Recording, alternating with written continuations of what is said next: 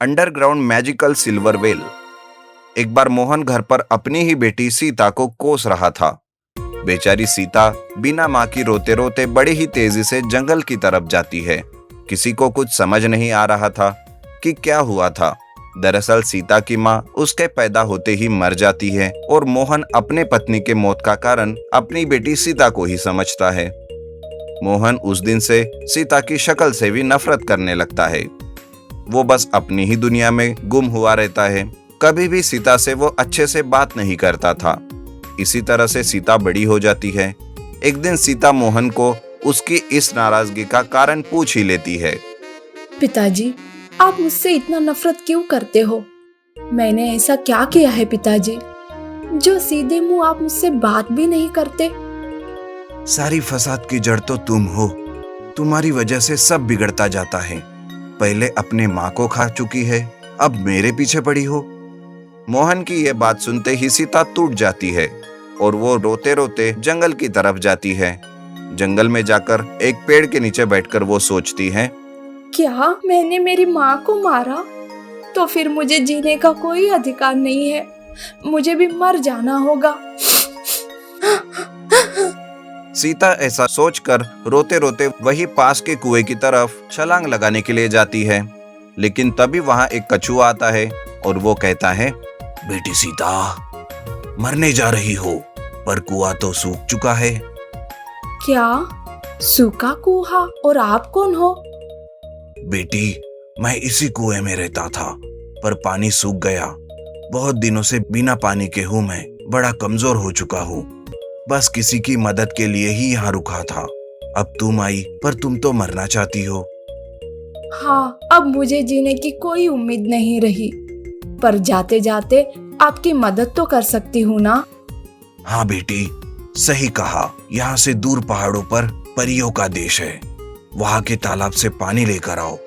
वो पानी अगर इस कुएं में डालो तो सूखा हुआ कुआं फिर से पानी से भर जाएगा। उसके बाद तुम भी उसमें अपनी जान दे सकती हो और मुझे भी पानी मिल जाएगा। कछुए की बात से सीता सीधा पहाड़ों पर चली जाती है। वहां पर उसे एक परीलोक मिलता है। उस परियों के देश को देखकर वो हैरान हो जाती है। तभी एक तालाब के पास हो जाती है तो तालाब में एक परी आ जाती है और वो कहती है, सीता, तुम कछुए की तो जान बचाना चाहती हो, लेकिन खुद क्यों मरना चाहती हो? खुदकुशी करना कमजोर लोगों की निशानी होती है। मैंने मेरी माँ को मारा है, तो फिर मुझे जीना नहीं है।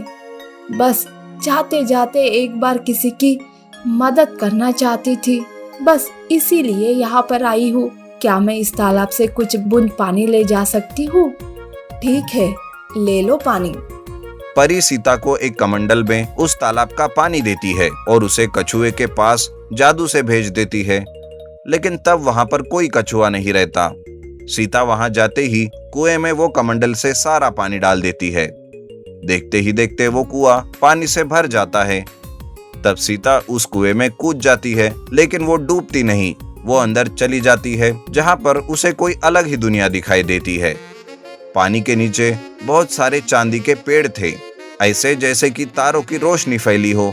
तब वहां वो कछुआ आता है और वो भी एक चांदी के जैसे चमक रहा था। तब सीता उससे कहती है, ये सब क्या है कछुए? ये कौन सी जगह है और तुम भी चांदी के जैसे चमक रहे हो? ये सब क्या है? अरे बस भी करो इतने सवाल। ये एक अंडरग्राउंड मैजिकल सिल्वर कुआं है। यहाँ सब जादू ही जादू है।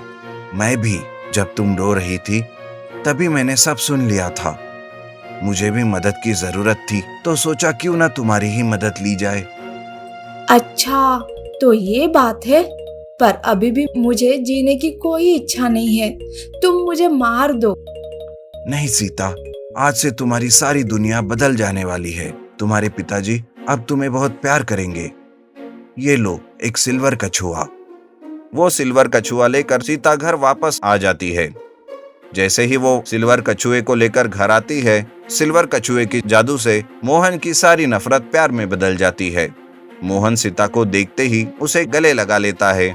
सीता बहुत खुश हो जाती है। मोहन कहता है, मुझे माफ करना बेटी, मैंने तुम्हारे साथ बड़ा बुरा किया। पिताजी के मुंह से बेटी यह शब्द सुनते ही सीता तो खुशी के मारे उछलने लगती है। उस मैजिकल सिल्वर कछुए के कारण मोहन को 5 करोड़ की लॉटरी लगती है। वो बहुत अमीर बनते हैं और हंसी खुशी से अपना जीवन व्यतीत करने लगते हैं। Underground water aeroplane. लक्षद्वीप नाम का एक गांव समुद्र किनारे रहता है। उस गांव में सारे लोग बड़े ही खुशी से मिलजुल कर रहते थे। उस गांव के काफी सारे लोग खेती करते और अपना गुजारा करते। शांतिलाल नाम का आदमी भी उसी गांव में रहता है और खेती करता है। लेकिन एक दिन गांव में बहुत भारी बारिश होती है और बाढ़ आ जाती है। सारे लोग अपने अपने घरों में छुप कर रहते हैं। दूसरे दिन जब तूफान थम जाता है, लोग अपने घरों से बाहर आकर देखते हैं तो उनकी सारी खेती बर्बाद हो चुकी रहती है। शांतिलाल भी अपनी खेती को देखकर परेशान हो जाता है। उसकी समझ में नहीं आता कि करे तो क्या करे। पूरे गांव पर आफत जैसी आ जाती है।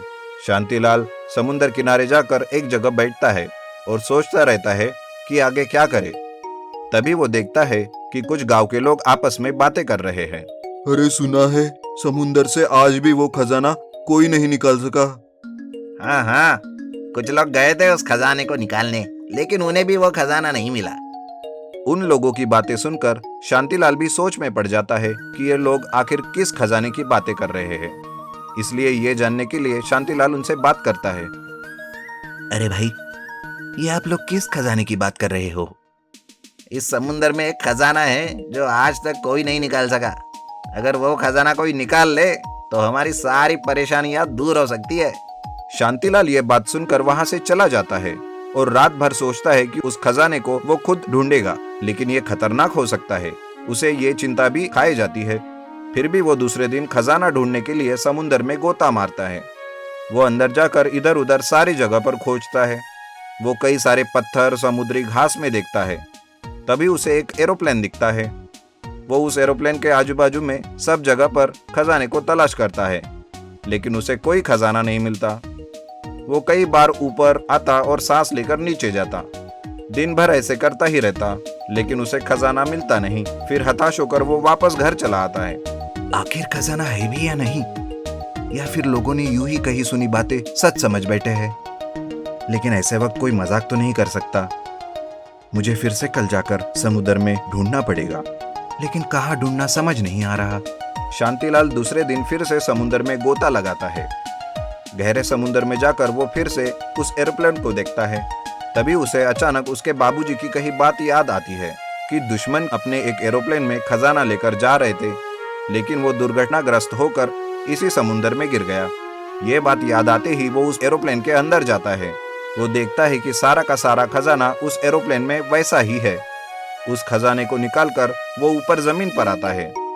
थोड़ी देर में उसे खजाना मिला ये पूरे गांव में पता चल जाता है और कुछ लोग वहां आकर कहते हैं, अरे अरे खजाना मिल गया, खजाना मिल गया भाइयों, अब हमारा सारा दुख चला जाएगा। हाँ हाँ भाइयों, ये खजाना बेचकर हम अपने गांव को ठीक करेंगे और सबका दुख भी दूर करेंगे। सारे गांव वाले शांतिलाल की तारीफ करते हैं और दूसरे ही दिन वो शहर जाकर उस खजाने को बेच देते हैं। खजाने को बेचकर जो भी रुपया उन्हें मिलता है उसे गांव के विकास में लगाते हैं और सबकी समस्याओं को वो दूर कर देते हैं।